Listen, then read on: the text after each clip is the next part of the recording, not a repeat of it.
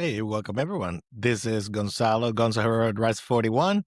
And welcome back to the show. Today we're talking about trauma.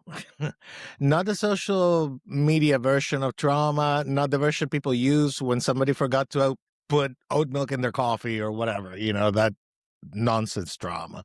I'm talking about real trauma, the kind that changes your nervous system, the kind that changes who you think you are, the kind that follows you around for years and sometimes decades. And today's episode is very deeply personal because this isn't just theory for me.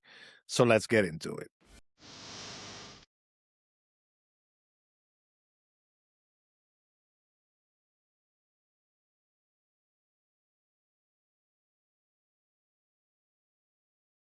All right. When I was 17 years old, I was a victim of a home invasion. During that incident, I was unfortunately shot. I nearly died. I lost a kidney. I spent about 12, 14 hours in surgery, from what I've been told. And while the physical wounds healed, the psychological, so it's hard to say this, psychological ones stayed around for a very long time. So for years afterwards, understandably, I was pretty terrified of firearms. And I mean, terrified of loud noises, terrified of situations that reminded me of what happened. Like if a car backfired unexpectedly and my body reacted before my brain could even think, like my nervous system had learned the lesson, like danger is everywhere. That's kind of like I laugh now, but it was like that. And the crazy thing about trauma is that your brain isn't actually trying to hurt you. It's trying to protect you by giving you these reactions. Sometimes, though, it gets a little too good at its job. The brain does. And today I want to talk about what happened when I eventually decided to face that fear head on. And I didn't do it recklessly or stupidly, but very intentionally. And what happened when I learned how trauma actually works from a scientific perspective, because the truth is this: the thing I spent years running from ended up becoming one of the greatest healing experiences of my life. Go figure. So, anyway, chapter one, if you will, part one: what trauma really is. Let's start with something important. Trauma isn't weakness, okay? This is very important. Trauma isn't lack of character, it isn't just get over it. Trauma is a biological adaptation. Your brain experiences something really overwhelming, like, almost dying, something threatening, and something outside your ability to cope in that moment. And it begins building defensive systems. Think of your brain like an overprotective security guard. One break-in happens. Now it wants to check every door every 5 minutes. One fire happens. That wants every smoke detector in the neighborhood turned up to the maximum volume. Trauma creates a mismatch between actual danger and perceived danger. And the threat may be gone, because what are the odds of that happening again? Extremely low, but the alarm remains active. The amygdala, I hope that's how you pronounce it. It's just amygdala. I don't know. I'm going to say amygdala, which sounds like it's in Spanish. But anyway, it becomes hypersensitive. Stress hormones become easier to trigger. Your body begins reacting to reminders rather than realities. And here's where people get stuck, and I was stuck. The brain starts associating safety with avoidance. I avoided the thing. I survived. So therefore, avoidance must be keeping me safe. Unfortunately, avoidance then becomes gasoline on the fire, because every time we avoid something, we teach the brain, yep, that thing is dangerous. Every time. Remember, it's input and outputs, right? So now, part two specifically: my fear of firearms. Okay, for me, firearms became that thing, which is understandable. The worst experience of my life involved a gun, so my brain connected the dots. Gun equals danger. Gun equals pain. Gun equals death. Simple equation. The problem was that the equation wasn't completely accurate, though, because the firearm itself wasn't the trauma. The criminal event was. Okay? But trauma doesn't always care about nuance. Trauma isn't known for its careful analytical thinking. Trauma's more like, we're never doing that again. End of story. We're never doing that again. So for years, I stayed away from guns, needless to say. And every year that passed reinforced that fear. Then something interesting happened. As I got older, I started asking a different question. What if my fear wasn't protecting me anymore? What if it was limiting me? So remember how I'm reacting to this stimulus, to loud noises, surprises, things like that. By the way, ADHD doesn't help in this scenario as far as like sudden noises and how to adapt and all that. So what if it was limiting me? So what if I was giving this thing power over my life? And that's when I made a decision. And I wasn't going to become reckless, and just go crazy. I wasn't going to pretend nothing happened either, because that would be dumb. But I was going to learn.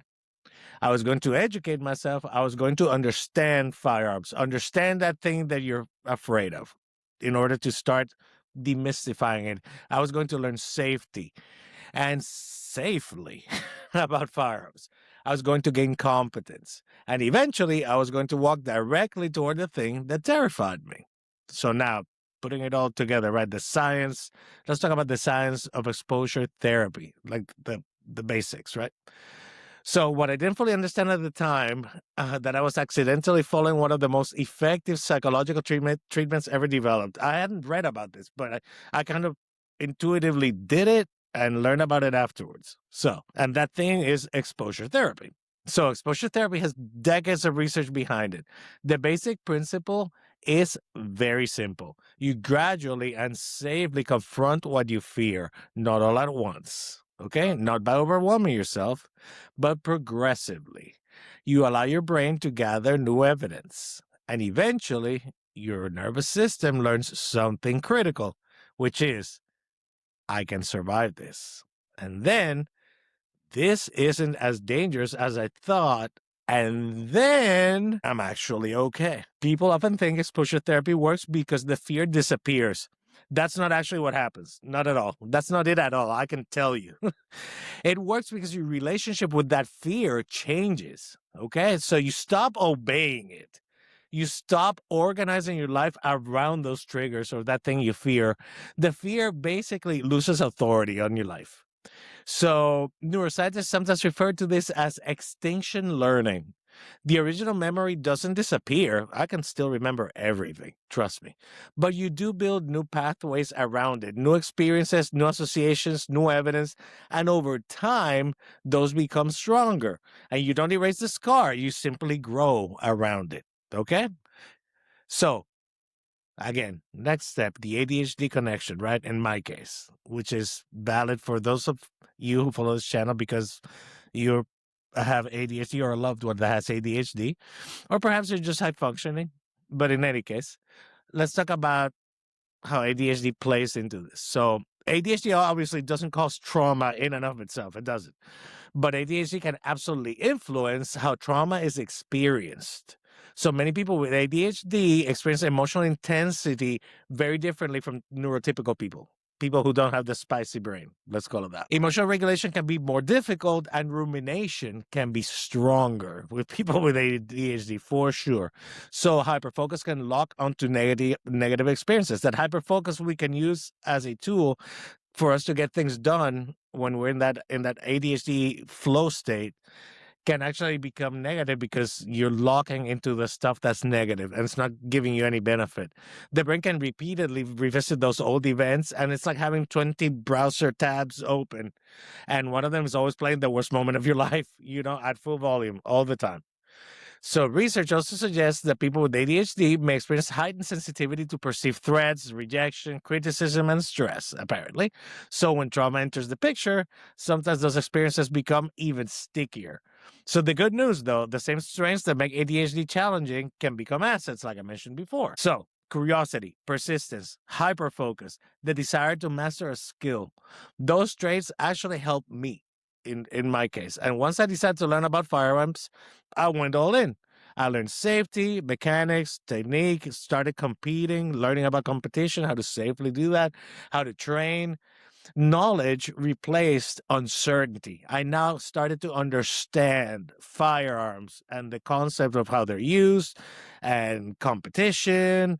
And it was actually very zen like just to go to the range and shoot a target or some steel plates.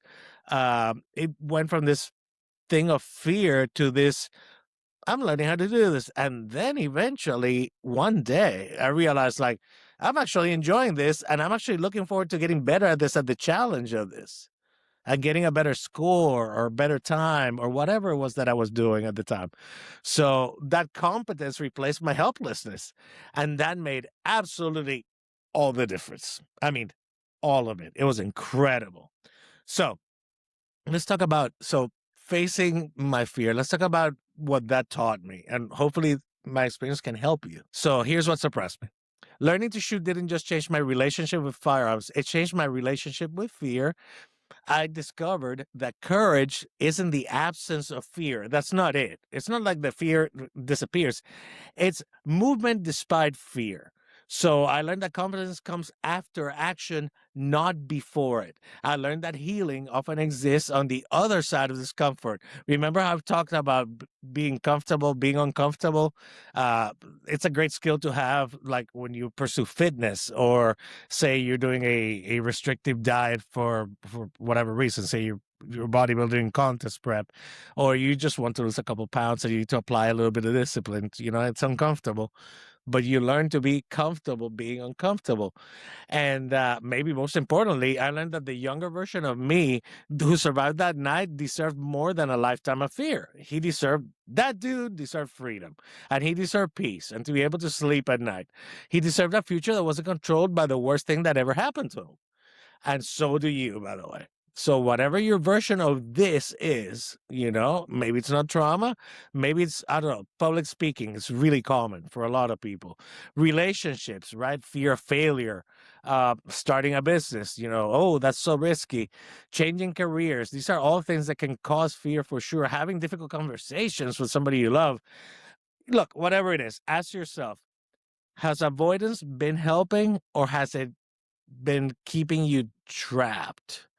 And if you think avoidance has not been helping you, perhaps this approach is one that might help you.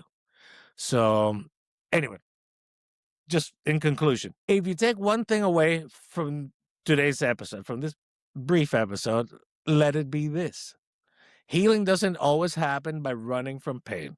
Okay? Sometimes healing happens by carefully, intelligently, and courageously walking towards it. Not recklessly, not alone, not without support, but intentionally. Have a plan, okay? Because every time you face something that once controlled you, you reclaim a little piece of your life. And eventually, those pieces add up. For me, that journey started with a gunshot wound.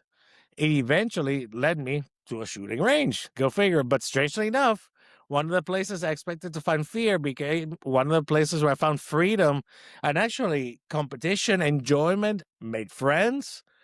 It turned into a very interesting facet in my life. And I never would have had that opportunity if I hadn't faced my fears. So, yeah, one of the places that I expect to find that fear actually became freedom.